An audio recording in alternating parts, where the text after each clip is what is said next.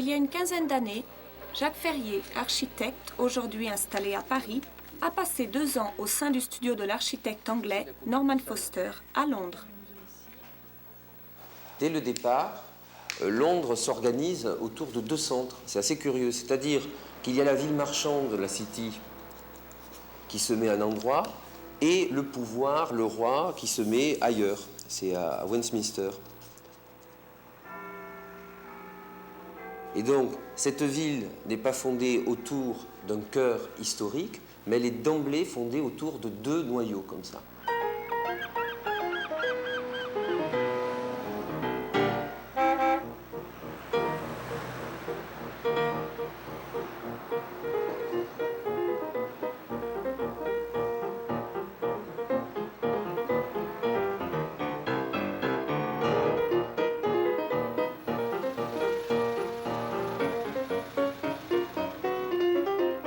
Londres se crée en quelque sorte comme un organisme vivant cellulaire, c'est-à-dire que quand Londres se lotit, à partir du XVIIIe siècle au XIXe siècle, on associe des unités, les unes avec les autres, et toujours au centre, on prend soin, de façon générale, de garder le fameux square qui donne un paysage, un jardin pour le quartier.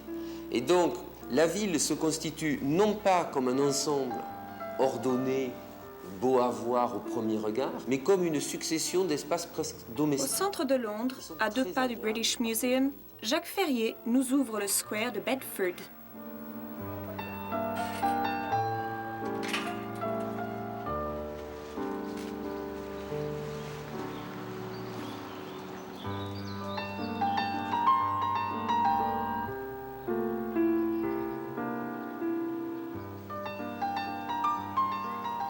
Il y a la clé qui est le privilège des habitants du square. Et donc on a cette chose qui nous paraît, nous Français, un tout petit peu étrange, parce que c'est à la fois public mais c'est à la fois privé, puisque les voisins peuvent l'utiliser mais c'est fermé à clé. Mais en même temps, ce qui est très agréable, c'est que même si vous n'entrez pas sur le square, et c'est ce qui fait partie de ce charme très londonien, au travers des grilles, on voit l'espace vert, on voit les arbres qui dépassent. C'est une sorte de jardin privé qui reproduit la maison et son jardin, mais à l'échelle urbaine, à l'échelle d'un quartier.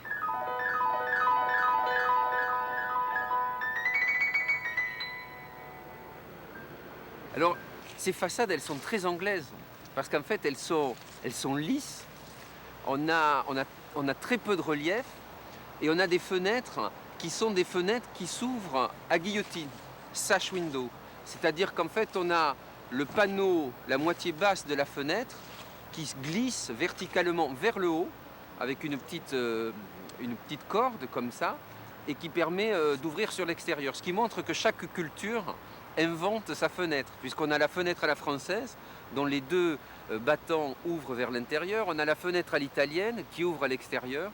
Et là, on a cette fenêtre très lumineuse, très verticale, parce que quand on est vertical, on va chercher plus de lumière vers le ciel et la lumière entre plus profondément dans la pièce.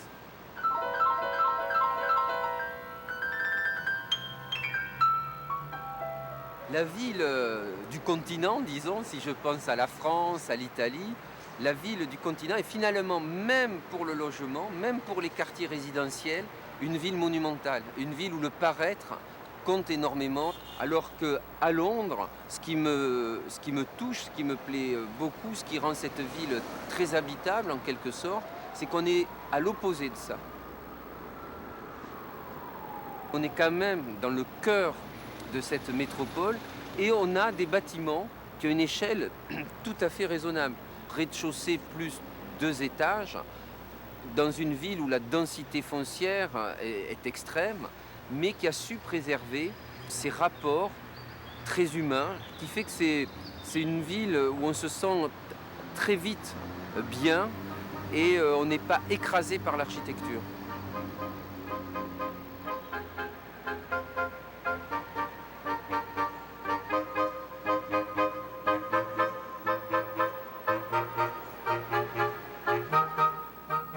l'ouest de Londres, la gare de Paddington est, avec Waterloo, une des grandes gares de la capitale britannique. Paddington n'a pas de façade monumentale, ni d'ornements habituellement propres aux gares du XIXe siècle.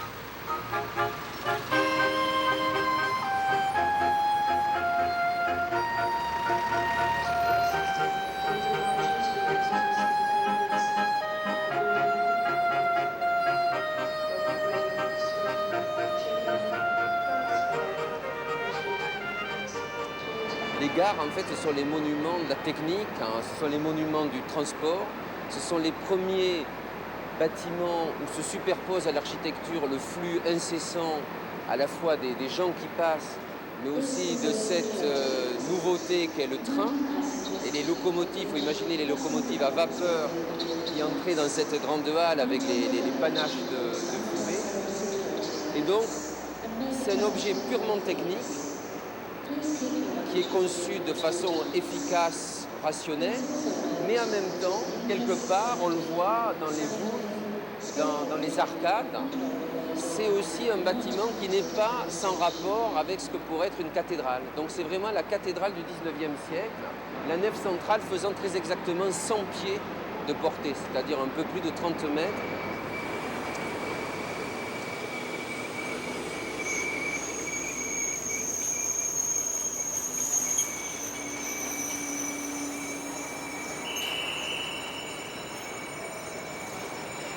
C'est le bureau du chef de gare, qui était comme ça dès l'origine. Et il est traité par un bow window, cette fenêtre qui s'avance comme ça au-delà de la façade, dans un style italien. On pourrait même se croire à Venise. En fait, dans cette gare se superpose à la fois l'art de l'ingénieur, dans sa simplicité, voire même dans sa violence, mais aussi la nostalgie de l'architecture qui est présente par une sorte de décoration qu'on retrouve donc dans ces fenêtres, qu'on retrouve dans les arcades et les motifs au-dessus des portes, mais qu'on retrouve aussi dans la structure même, puisqu'on voit que les chapiteaux de métal sont traités comme des colonnes un peu classiques. Elles se déforment pour avoir une ornementation. Et ce qui, moi, me plaît particulièrement, que je trouve très beau, ce sont les entrelacs de métal qui sont faits avec des fers plats qui sont traités dans un style végétal qui ornent la belle verrière au fond de chaque nef de la gare.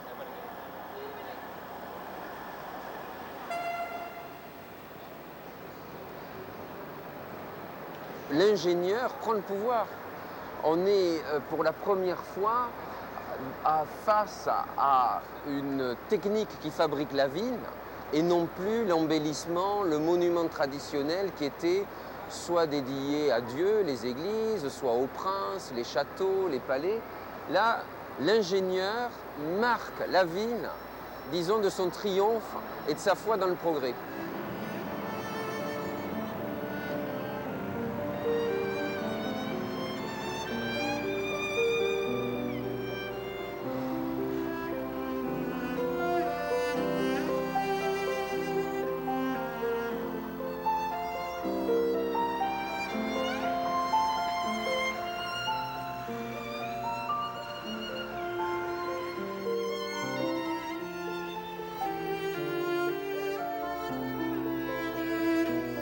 Lorsqu'il travaillait à Londres, Jacques Ferrier venait souvent se promener, ici, sur les docks Sainte-Catherine.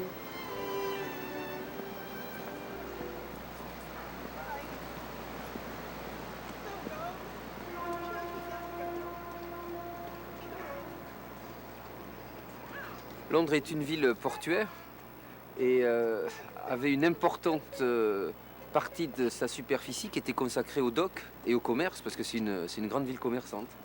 Donc là, on est dans le début des Docklands, la partie la plus proche de la City, de la Tower. On aperçoit Tower Bridge qui franchit la Tamise un tout petit peu en amont de là où nous sommes. Et tous les bassins des docks, ou presque tous, ont été transformés à partir des années 80 en logements, mais aussi en opérations de bureaux.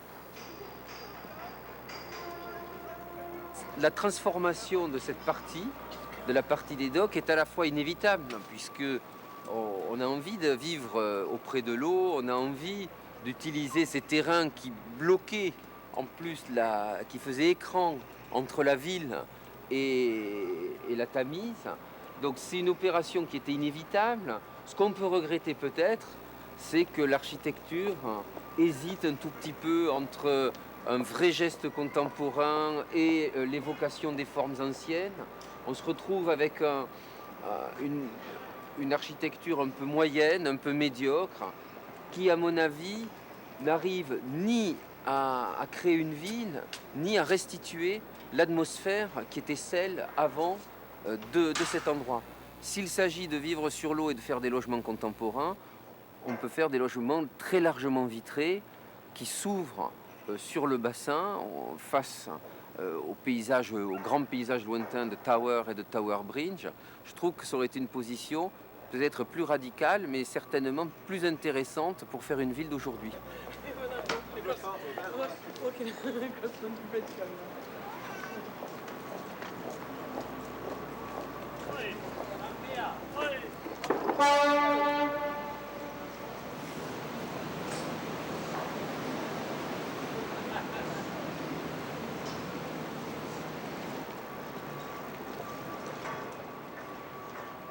Puisqu'ici, il y a un des bâtiments d'origine qui a été conservé. Donc un des bâtiments de Thomas Telford, l'ingénieur qui a construit les docks de Sainte-Catherine au XIXe siècle. Et on voit ce qui fabrique finalement l'architecture londonienne, qu'elle soit de prestige ou qu'elle soit utilitaire. La brique, la fonte.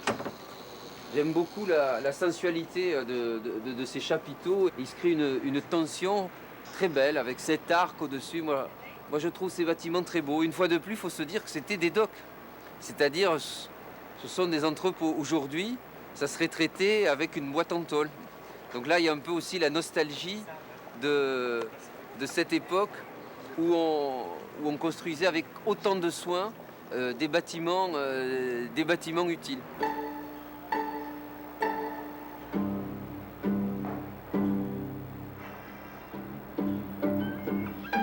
Selon Jacques Ferrier, Londres est une ville hémiplégique. C'est au nord de la Tamise que la ville s'est développée. Pendant longtemps, un seul pont reliait cette partie de la capitale au sud, et c'est au sud du fleuve, justement, que les usines ont été principalement installées. Certains bâtiments industriels, comme celui-ci, ont été reconvertis. Dans cet espace se produisent maintenant des artistes comme Bruce Nauman, l'auteur de cette installation sonore.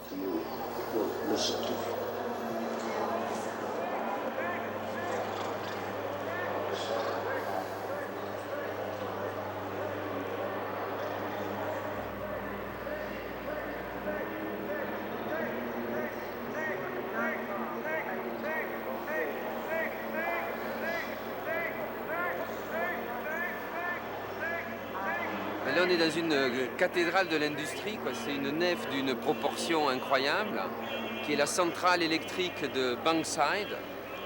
Et cet espace gigantesque, en fait, je crois que seule l'industrie pouvait le produire.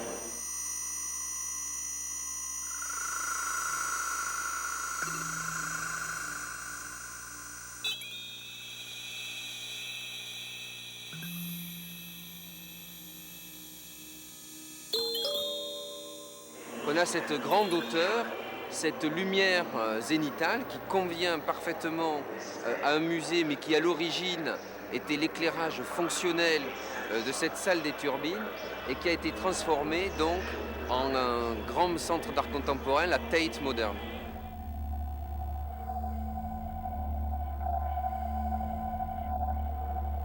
En fait, de l'extérieur, cette usine est une énorme masse de briques.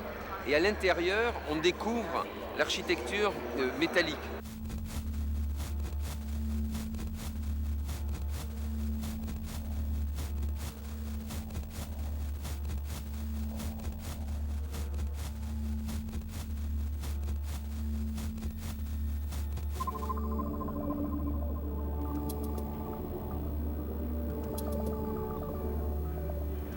Alors pour moi, ce bâtiment correspond à ce que j'appelle l'architecture utile, c'est-à-dire une architecture qui, en étant conçue autour d'une fonction, est capable cependant de la dépasser et d'être recyclée en toute autre chose. Donc imaginez qu'un bâtiment aussi technique qu'une centrale de turbine, conçue certes par un architecte, mais dans le strict respect des exigences des ingénieurs et des dimensions des grandes turbines qu'il fallait installer à l'intérieur, puisse un jour devenir un musée d'art contemporain qui est, je crois, un des plus visités au monde, c'est quelque chose qui est vraiment une leçon pour l'architecte, d'essayer de faire des bâtiments qui ne s'encombrent pas de trop d'architecture, mais qui laissent ouverte tout un tas de possibilités. Not standing or left standing. His preciseness and acuity left small cuts on the tips of my fingers. O verdadeiro artista é uma assombrosa fonte. O verdadeiro artista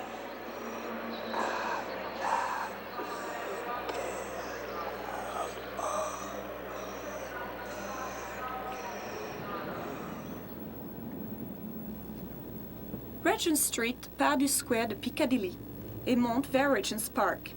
Son cours n'est pas une belle droite, comme les aiment les architectes, mais sinueux, car il a fallu contourner, et non pas démolir, les diverses propriétés qui se trouvaient alors sur le tracé.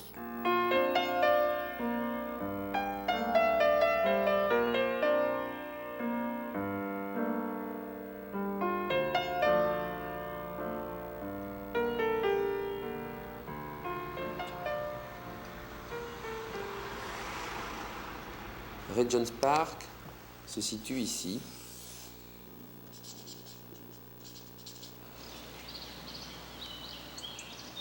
C'est un des très beaux parcs de Londres et un des derniers grands parcs. C'est après Hyde Park, après St. James Park.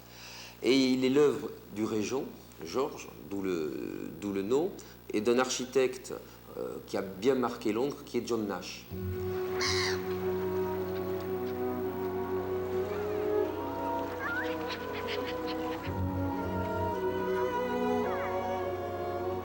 De la même façon que la ville est faite pour être habitée, les parcs ils sont faits pour faire du sport, pour courir, pour se promener, pour pique-niquer, tout ce qui est souvent interdit ailleurs.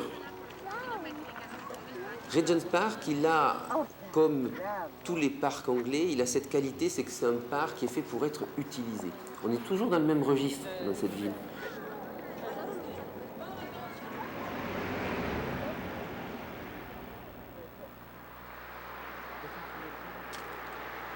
Et là, nous sommes tout contre le parc, sur ces très belles allées qui le longent, Cumberland Terrace. Et on arrive là à cette architecture de John Nash qui surplombe légèrement le parc. Évidemment, un emplacement de rêve, un emplacement idéal.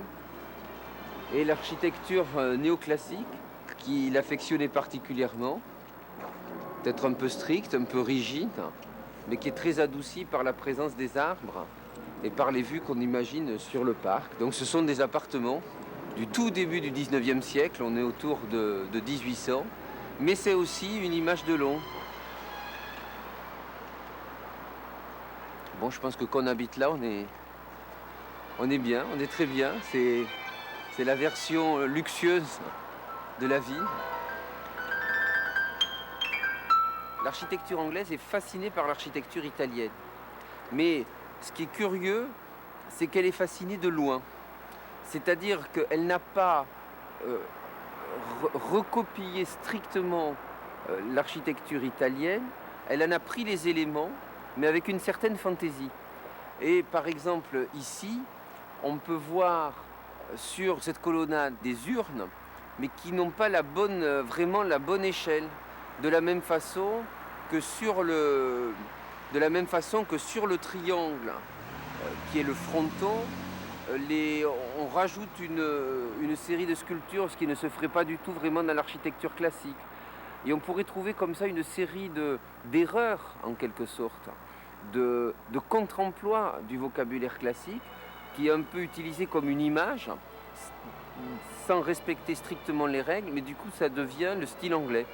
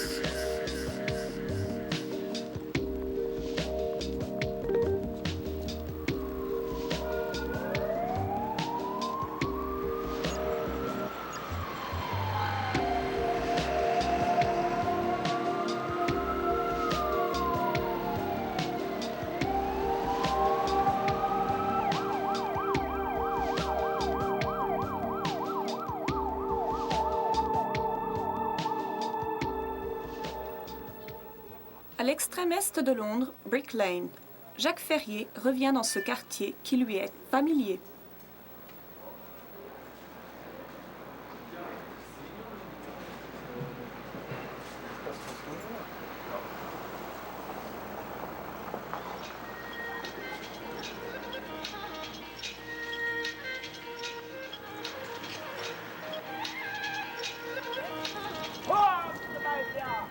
Là, j'ai presque envie de dire que je suis dans mon quartier, puisque c'est là où j'habitais quand j'étais à Londres. Et en fait, c'est un quartier où je m'aperçois, je trouve les thèmes qui me sont toujours chers aujourd'hui, c'est-à-dire à la fois quartier très, très vivant, très plein de surprises, parce que c'est à la fois des maisons, mais c'est aussi un vieux marché actif, encore le marché de Spitalfields qui est au bout de la rue, des cheminées d'usines qui dépassent ça et là des toitures des maisons. Donc un quartier de mixité, une ville pleine d'activités. Et ça, c'est un paysage où je me retrouve.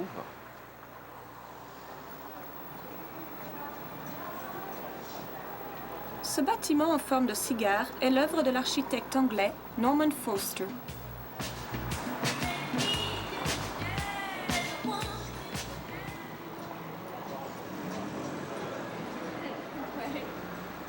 Quand j'habitais Londres, on m'avait consulté, comme tous les habitants du quartier, sur le design du nouveau lampadaire qui allait éclairer ma rue.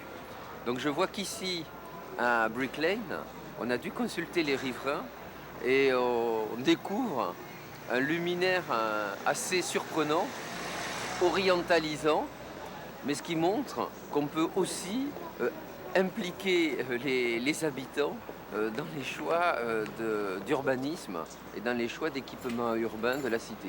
Ça, c'est vraiment très anglais. Ce rapport direct, comme ça, entre le citoyen et des décisions de la communauté.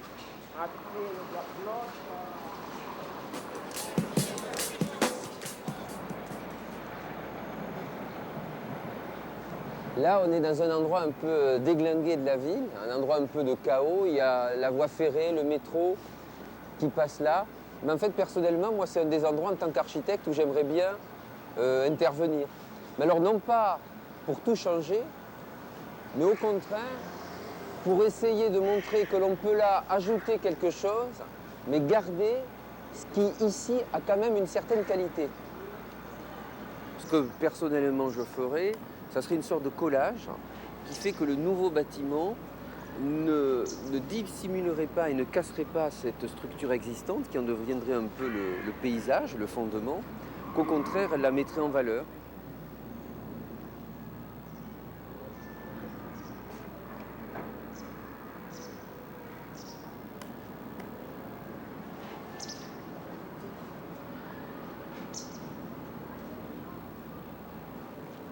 Londres, je trouve que des grandes villes que j'ai pu visiter, c'est celle où il y a le mélange de bâtiments qui sont des bâtiments très